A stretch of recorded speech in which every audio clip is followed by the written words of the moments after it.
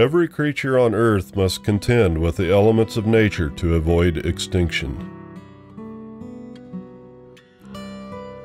Without food and water, nesting habitat away from predators, and protection from the rigors of weather, wildlife will lose their battle to bring us their next generation.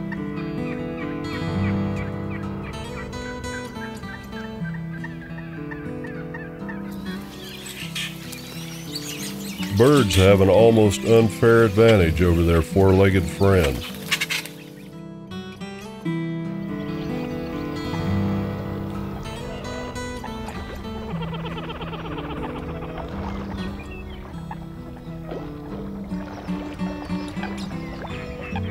Some birds, like the sharp-tailed grouse, have blocky bodies and relatively small wings.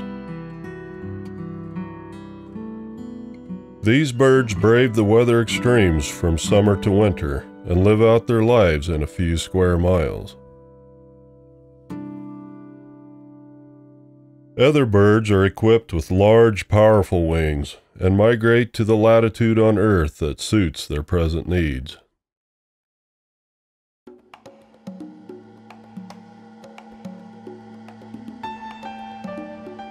One of the most celebrated migrations in North America involves some of the largest birds in this part of the world.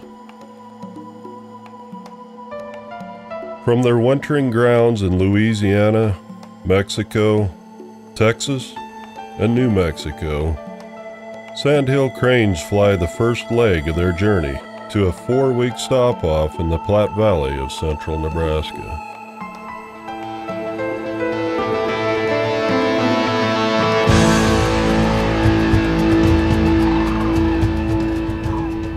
The first of these flights arrive in late February, toughing out the late winter blizzards and ice storms.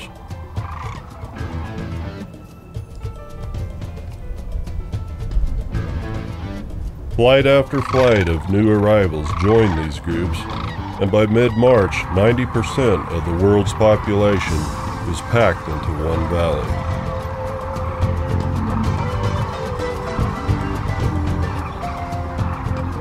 One thing about sitting here watching these cranes, when you get a lot of time, they have a lot of interaction between each other, especially when you got a breeding pair. They do a lot of courtship. They do a lot of dancing. They'll chase each other. They'll jump up in the air. They'll grab a corn stalk or a stick and they'll throw it up in the air, and they call it kind of crane dancing.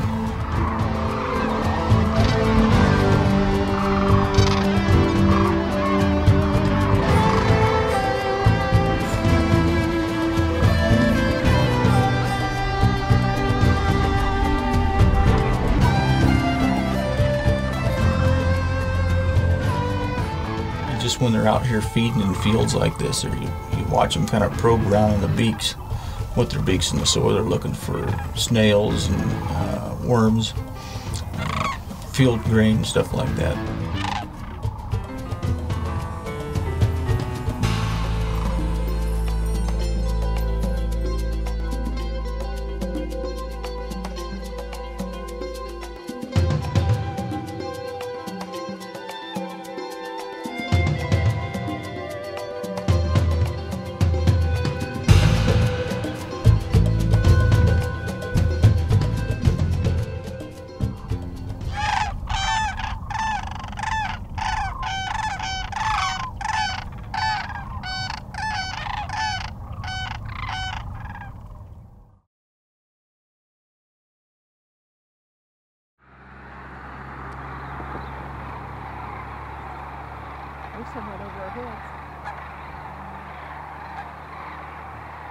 Each spring for about 6 weeks, literally we host people from all over the world coming to see the sandhill migration of the cranes. In visiting with the mayor the other day, we talked about Kearney being the state capital of the sandhill crane migration, and my question was, well, if you're going to go anywhere in the world, where would you come and see the largest concentration of sandhill cranes? And of course the answer to that is in the Kearney area, and so now we're known as the world capital of the sandhill crane migration.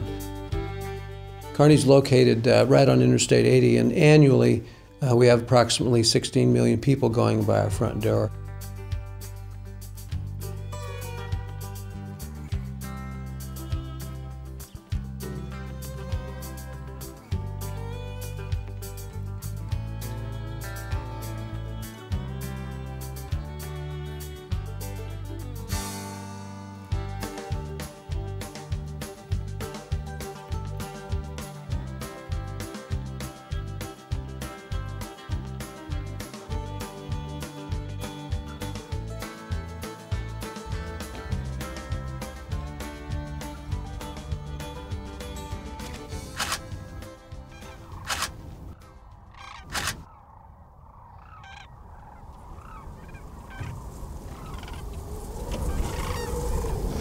My name is Mark Dietz, and I'm a freelance photographer. I've been doing it for about 15 years now.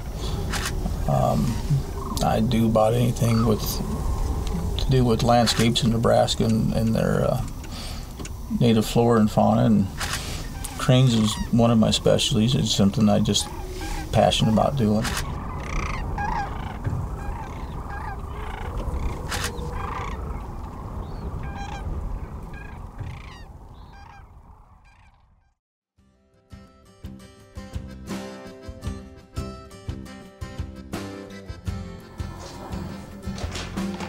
Come in, come in, come in, come in. Are you out birding? Yes. Tonight? And today. Yeah. Bridge? Actually, we're over at Row. Oh, you're doing it right. Yeah. Up close. Remember that cartoon the World Herald had a few years ago of all the bird watchers standing along the river with their cameras and everything? And on the other side were the cranes, and they had all their bird stuff on, and they had their cameras and spotting scopes, and they're looking at each other across the river. And one crane said to the other one, "I don't know what it is, but every spring they congregate along the Platte River out here."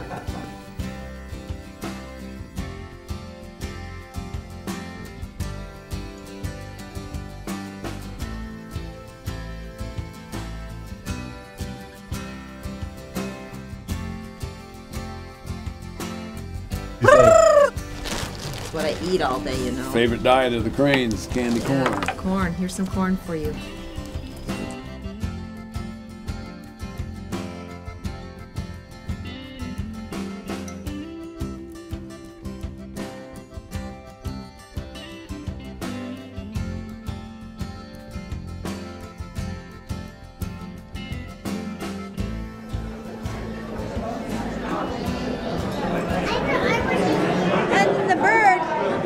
I kind of just roughed it up a little so that way it looked like it had feathers.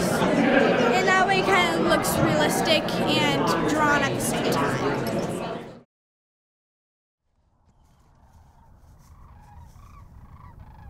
Through the years, Fort Kearney has been an important stopover for cranes and for the westward movement of people. The Big Bend of the Platte River has been the migration route of the Sandhill cranes down through the ages. Like a great funnel from the south, cranes have congregated in the narrow portion of the hourglass of the Big Bend area before leaving to their nesting areas of Canada, Alaska, and some into Siberia.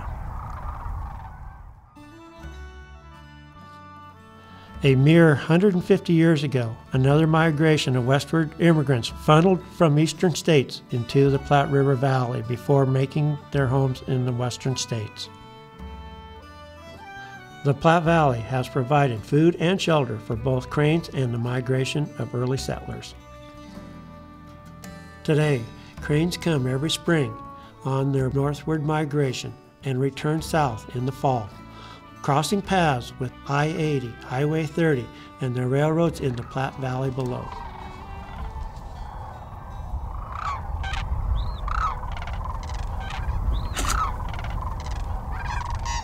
Good crane etiquette is you don't want to disturb them because it's important for them to get as much food as they can for the short period of time they're here to build up body fat. So a lot of times you'll be in the blind all day until they leave. It's been times for me from sun up to sundown before I can get out of the blind. And it's just respect for the birds, and it's enjoyable.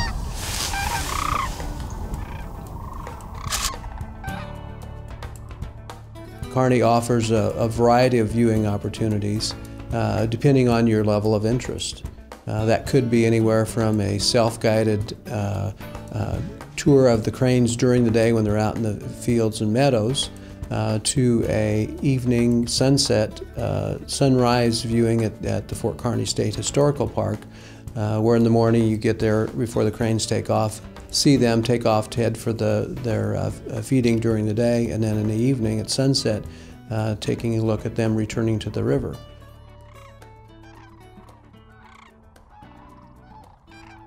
If you want to get up close and personal with cranes, a blind, or a hide they call them, it kind of hides your movement, and at times you can have cranes that come right in. Like today, we got them right out here in front of us, and I've had them within 5 or 10 yards of me, sleeping. Of course, one of the first questions people ask when they come to the Kearney area is where can we go to see the Sandhill Cranes? And a number of facilities exist to be able to help answer that. The Kearney Visitors Bureau is open 7 days a week, and so we're open in the evening and early morning to answer those questions, as well as Fort Kearney State Historical Park and Rose Sanctuary have professional staff on duty to help answer questions and direct people to the appropriate viewing opportunity. There's a reason why people come to see the Sandhill Cranes from all over the world.